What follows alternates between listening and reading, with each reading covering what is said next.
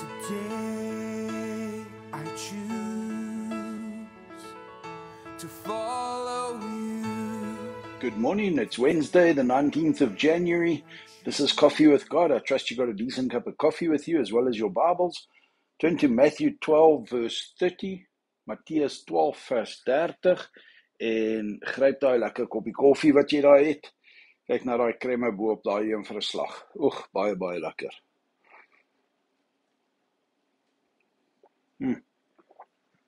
Smooth and creamy. Matthew 12:30, Jesus is establishing his authority and he's receiving mounting opposition from the Pharisees, from the ruling religious leaders of the day. And he says an interesting thing here in this verse. He says, "He who is not with me is against me, and he who does not gather with me scatters." What's interesting, or what I want to share with you this morning, is people seem to want to go through life in neutral. They want to go through life being neither hot nor cold. They want to go through life not having opinion or not making a decision or not coming down on the side of good or even coming down on the side of bad. They go through life, grey little men of South Africa in a sense, wat nêrens 'n besluit maak, nêrens 'n opinie lewe, nêrens 'n standpunt inneem en hulle dink dis goed genoeg, maar wat hierdie eintlik vir ons sê is daar's geen neutrale grond. Jy's of vir die Here of jy's teen die Here. Dis nie, ek sê nie iets slegs van die kerk nie, so ek is nie 'n slegte ou. As jy nie vir die kerk is, as jy nie vir Jesus is nie, dan is jy teen hom. En as jy nie besig is om God se werk te laat skiet in jou lewe, is jy besig eintlik om die duiwelse werk te laat plaasvind. And it's quite an interesting and sobering thought. You know, I always used to say to people, and I still do from time to time, I'd rather be right. I'd always would like to be right. I can handle being wrong. I just never want to be nothing. I'd either be right or wrong, but never nothing.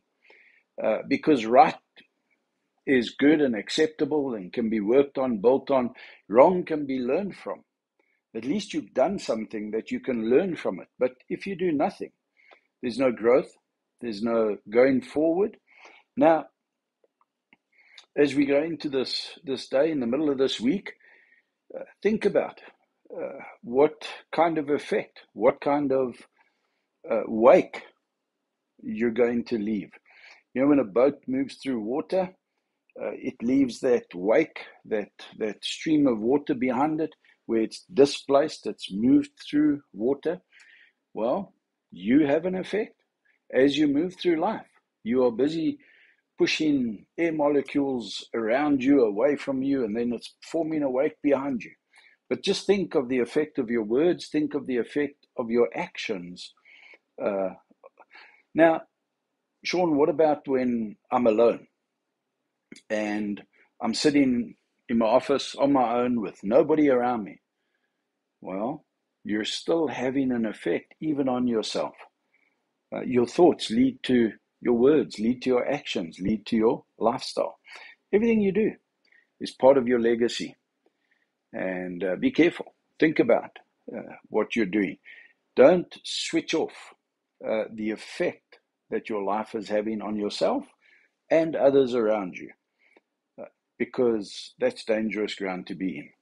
In the world wars, Switzerland decided to remain a neutral country and chose neither to fight with the German bloc or with the Western bloc, with the Americans and the British, and they remain neutral. Unfortunately, we don't have that option in the spiritual warfare that's happening around us every moment of every day. We're either with God or we're against God. We're either gathering, pulling in, drawing nearer, and drawing others nearer, or we're scattering, we're pushing others away. So think about it, but not just spiritually. Think about at your work. Think about in your marriage. You can't be neutral in your own home. You have to realize that you make a positive effect or a negative effect. You don't have a neutral effect. Have a wonderful, wonderful Wednesday.